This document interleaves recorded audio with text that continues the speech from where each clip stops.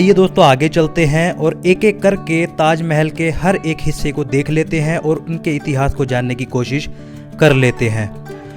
और दोस्तों ये है शाही दरवाजे की बैक साइड, जिसे कि पहले वाली साइड की तरह ही सेम डिज़ाइन दिया गया है।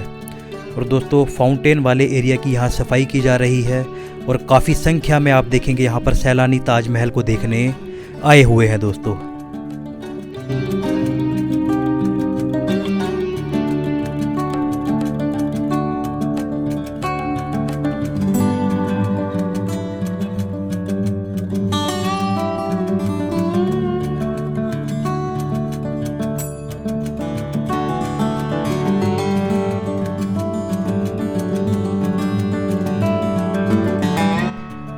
और दोस्तों इसे कहा जाता है VIP मंच, जहां अक्सर बॉलीवुड सेलिब्रिटीज़ और बड़े बड़े पॉलिटिशियंस बैठकर फ़ोटोशूट कराते हैं और यहां हमेशा आर्मी तैनात रहती है।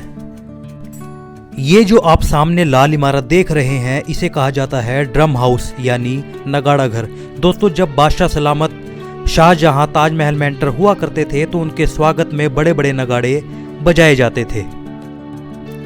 दोस्तों मुमताज महल, जिनका जन्म 27 अप्रैल 1593 में आगरा में आरजूमंद बानो के रूप में हुआ और 1612 में शाहजहां से उनकी शादी होने के बाद उन्हें मुमताज महल के नाम से जाना गया, जो कि शाहजहां की तीसरी पत्नी थी। और 17 जून 1631 में यानी सिर्फ 38 साल की उम्र में उनकी मौत हो गई और उनकी मौत के 6 महीने के बाद उनकी याद में यानी 1632 में ताजमहल की नींव रखी गई। और मुमताज ने अपनी मौत से पहले शाहजहां से कुल 3 वादे लिए थे, जिनमें पहला वादा था कि आप मेरे मरने के बाद हमेशा हमारे बच्चों की अच्छे से परवरिश करेंगे, और दूसरा वादा था कि आप मेरे मरने के बाद एक ऐसी इमारत का निर्माण करवाएंगे कि जिसे देखकर सारी दुनिया हमारे प्यार को हमेशा याद करेगी, और तीसरा वादा था कि आप मेरे मरने के बाद कभी भी शादी नहीं करेंगे। दोस्तों ये जो चीज़ आप देख रहे हैं इसे कहा जाता है उस समय का सीमेंटेड ताबूत। दोस्तों मुमताज की मौत ताजमहल बनने से पहले ही हो चुकी थी और ताजमहल को बनने में लगे थे पूरे 22 साल। इसलिए मुमताज की डेड बॉडी को पहले 22 सालों तक मध्य प्रदेश के बुरहानपुर में सुरक्षित रखा गया और उसके 6 महीने तक इस ताबूत के अंदर रखा गया, और अंत में ताजमहल बनने के बाद उनके मृत शरीर को हमेशा के लिए ताजमहल में दफना दिया गया। और दोस्तों ये है ताजमहल के अंदर बनाई गई लाल मस्जिद, जहां एवरी फ्राइडे आज भी नमाज होती है। और एवरी फ्राइडे इस मस्जिद में नमाज पढ़ने के लिए सिर्फ 2 घंटों के लिए ताजमहल को खोला जाता है और इस दिन ताजमहल के अंदर किसी भी टूरिस्ट की एंट्री नहीं होती। और दोस्तों जैसा कि मैंने आपको बताया कि ताजमहल एक परफेक्ट सिमेट्री बिल्डिंग है। आप किसी भी एंगल से खड़े होकर ताजमहल को देखते हैं तो ये आपको चारों तरफ से सेम ही नज़र आएगा। देखिए अभी हम ताजमहल की लेफ़्ट साइड खड़े हैं और ये हमें यहाँ से भी सेम ही नज़र आ रहा है और इसीलिए इसे दुनिया का अजूबा कहा जाता है। आइए अब मैं आपको लाल मस्जिद के अंदर का टूर करवाता हूँ।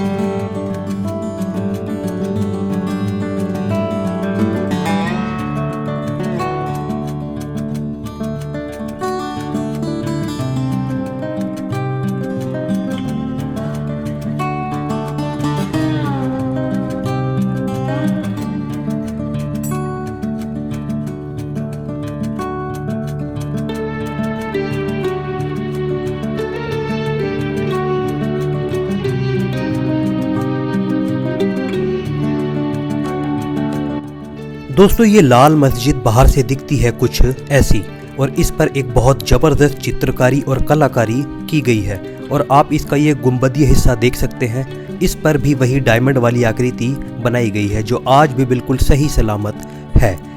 आइए दोस्तों इसके अंदर चलते हैं और इसकी अंदरूनी सुंदरता मैं आपको दिखाता हूँ। दोस्तों यहाँ आप देख सकते हैं, यहाँ एक स्ट्रेट लाइन में बहुत सुंदर मेहराब नुमा कुछ दरवाजे बनाए गए हैं और सेम इस तरफ भी बनाए गए हैं और डिज़ाइनिंग देखिए दोस्तों आप। आइए और आप देख सकते हैं यहाँ भी सफ़ेद संगमरमर और लाल बलुआ पत्थर का इस्तेमाल किया गया है मस्जिद के इस मुख्य हिस्से को बनाने के लिए, और यहाँ भी कुरान शरीफ की कुछ आयतें लिखी गई है। और दोस्तों ज़रा आप इसकी सुंदरता को फील करने की कोशिश कीजिए। दोस्तों मैंने सुंदरता तो बहुत देखी, लेकिन इस जैसी सुंदरता मैंने आज तक अपनी ज़िंदगी में कभी नहीं देखी। बहुत बारीक नक्काशी इन पत्थरों को कुरेद कर दोस्तों उस समय की गई थी। और दोस्तों ये है इस मस्जिद के बाहर का फर्श, और यहाँ बरसात के पानी को फ्लो आउट करने के लिए बनाए गए हैं कुछ होल्स। अब आप कहेंगे कि इसमें क्या खास है? खास है दोस्तों, इसमें बहुत कुछ खास है। इन होल्स को आपको दिखाने का मेरा जो उद्देश्य है वो है उन लोगों की स्किल। दोस्तों आप इस होल के डिज़ाइन और इसकी परफेक्शन को देखिए। आज से 400 साल पहले इस पत्थर में आखिर इतनी परफेक्ट कटिंग उन्होंने कैसे की होगी? दोस्तों इस पूरे होल के डिज़ाइन में आपको एक मात्र का फ़र्क भी नहीं दिखेगा, और ये काम उस समय लगभग नामुमकिन हुआ करता था, लेकिन उन लोगों ने उस समय इन नामुमकिन कामों को भी मुमकिन करके दिखाया, और इसीलिए आज ताजमहल दुनिया की सबसे ज़्यादा कीमती और महंगी चीज़ों में से एक है।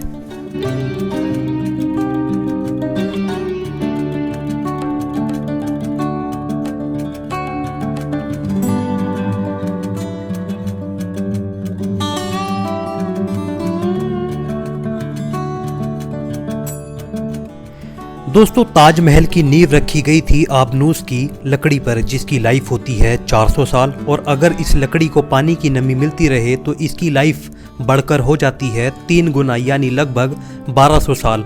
और इस लकड़ी में हमेशा पानी की नमी बनी रहे, इसलिए ताजमहल को यमुना नदी के किनारे बनाया गया था।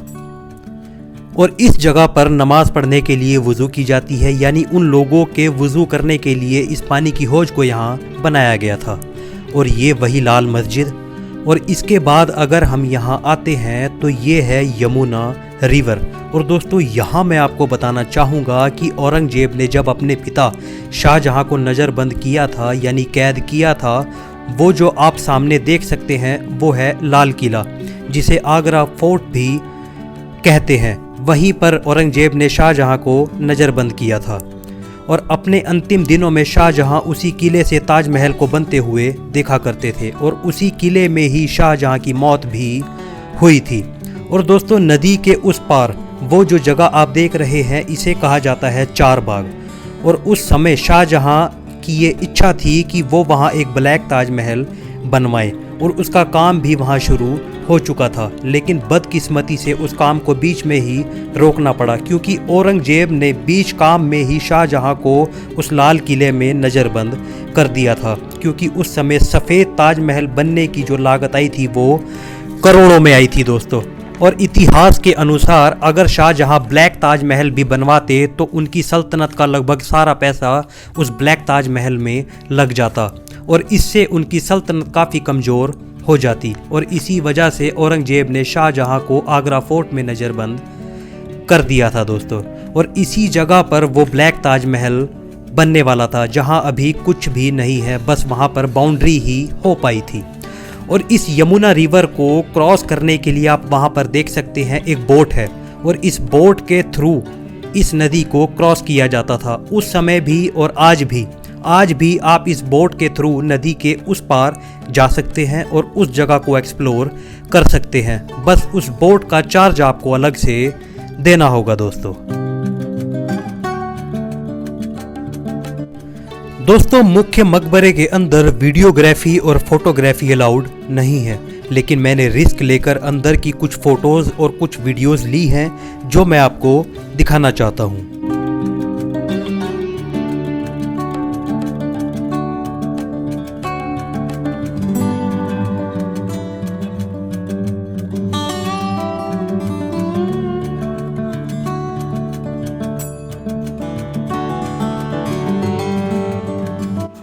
सो गाइस मैं ताजमहल से आ चुका हूँ बाहर, एंड देखकर बहुत अच्छा लगा गाइस। होप करता हूँ गाइस कि मैंने आपको अच्छे से समझाने की कोशिश की एंड आप अच्छे से समझ पाए, और यहाँ का जो एक्सपीरियंस है वो सबसे अलग गाइस, सबसे अलग। एंड गाइस आज समझ आया है कि इसको अजूबा क्यों कहा जाता है। बहुत ज़बरदस्त महल है, आप एक बार यहाँ पर ज़रूर विज़िट करें। ब्लॉग को करते हैं यहीं पर एंड गाइस अगर आपको मेरी वीडियो पसंद आई हो सो गाइस प्लीज़ वीडियो को लाइक एंड शेयर करें, चैनल को लाजमी सब्सक्राइब करें।